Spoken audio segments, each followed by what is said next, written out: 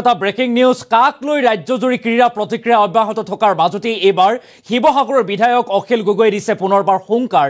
অখিল গগৈ কৈছে ৰাজ্যত পুনৰ তীব্ৰ কা বিৰোধী আন্দোলন গঢ়ি তোলা হ'ব যদিহে বলবৎ কৰিবলৈ আহে বা কা যদি বলবৎ হয় ৰাজ্যত আৰু তেতিয়াই গঢ়ি তোলা হ'ব তীব্ৰ বিৰোধী আন্দোলন।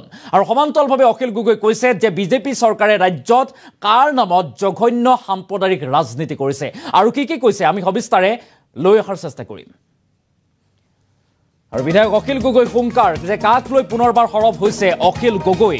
বিধায়ক অখিল গগৈয়ে এবাৰ হুংকাৰ দিছে পুনৰ হ'ব ৰাজ্যত কা বিৰোধী আন্দোলন। এয়া বিজেপি চৰকাৰৰ জঘন্য সাম্প্ৰদায়িক ৰাজনীতি বুলি আখ্যা দিছে অখিল গগৈয়ে। আৰু অসমক সাম্প্ৰদায়িকভাৱে বিভাজন কৰিব বিচাৰিছে বিজেপি চৰকাৰে এই অভিযোগ উত্থাপন কৰিছে বিধায়কগৰাকীয়ে। কোনো বিদেশীকেই অসমত গ্ৰহণ কৰা নহ'ব,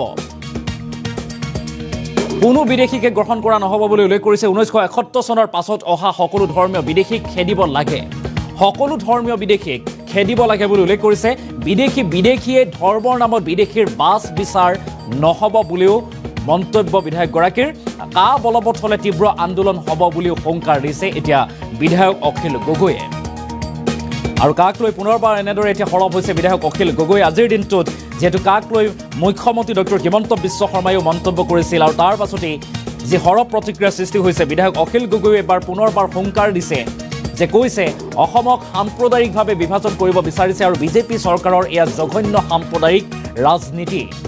আৰু কোনো বিদেশীকে অসমত গ্ৰহণ কৰা নহ'ব, বিদেশীয়ে সকলোকে খেদিব লাগে বুলি উল্লেখ কৰিছে। 1971 চনৰ পাছত অসমলৈ অহা সকলো ধৰ্মীয় বিদেশীক এতিয়া খেদিব লাগে। ইছলাম হওক, হিন্দু হওক, খ্ৰীষ্ট, জৈন, বুদ্ধিষ্ট যিয়ে হওক সকলো ধৰ্মীয় বিদেশীক খেদি পঠাব লাগে বুলি এতিয়া মন্তব্য বা দাবী কৰিছে বিধায়ক অখিল গগৈয়ে। লগতে কৈছে যদি কা বলবৎ হয় তেনেহ'লে তীব্ৰ আন্দোলন গঢ়ি তোলা হ'ব বুলি হুংকাৰ বিধায়ক অখিল গগৈয়ে। বিধায়কগৰাকীৰ মন্তব্য আমাৰ হাতত আহি পৰিছে, কি কৈছিল আমি সেই মন্তব্য আগবঢ়োৱাৰ চেষ্টা কৰিম।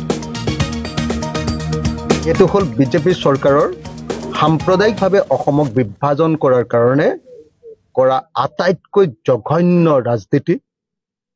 যদি সঁচাকে বিদেশী খেদিব লাগে, হিন্দু হওক মুছলমান হওক, 1971 চনৰ পিছত অহা সকলো বিদেশীকে খেদিব লাগে। কিন্তু বিদেশীক জাতিৰ নামত ধৰ্মৰ নামত ভাগ কৰি হিন্দু বিদেশী বাংলাদেশীবিলাকক ইয়াত ৰাখিব আৰু বাকী কাকো নাৰাখিব, এইটো এটা নিকৃষ্ট কাণ্ড।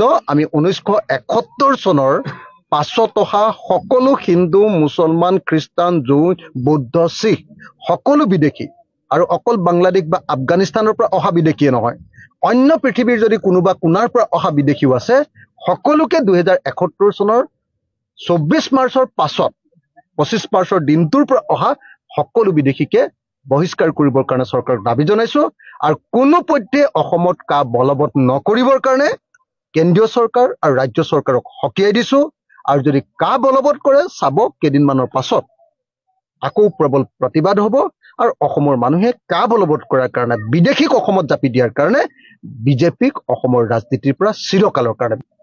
এইটো হ'ল বিজেপি চৰকাৰৰ সাম্প্ৰদায়িকভাৱে অসমক বিভাজন কৰাৰ কাৰণে কৰা আটাইতকৈ জঘন্য ৰাজনীতি।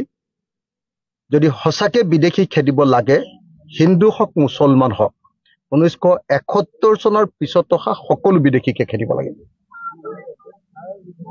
কিন্তু বিদেশীক জাতিৰ নামত ধৰ্মৰ নামত ভাগ কৰি হিন্দু বিদেশী বাংলাদেশীবিলাকক ইয়াত ৰাখিব আৰু বাকী কাকো নাৰাখিব, এইটো এটা নিকৃষ্ট কাণ্ড।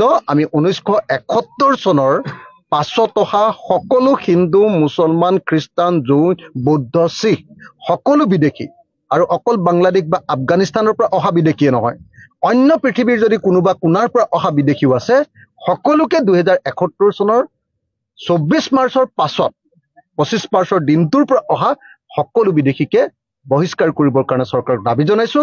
আৰু কোনোপধ্যে অসমত কা বলবৎ নকৰিবৰ কাৰণে কেন্দ্ৰীয় চৰকাৰ আৰু ৰাজ্য চৰকাৰক সকীয়াই দিছো। আৰু যদি কা বলবৎ কৰে চাব কেইদিনমানৰ পাছত আকৌ প্ৰবল প্ৰতিবাদ হ'ব আৰু অসমৰ মানুহে কা বলবৎ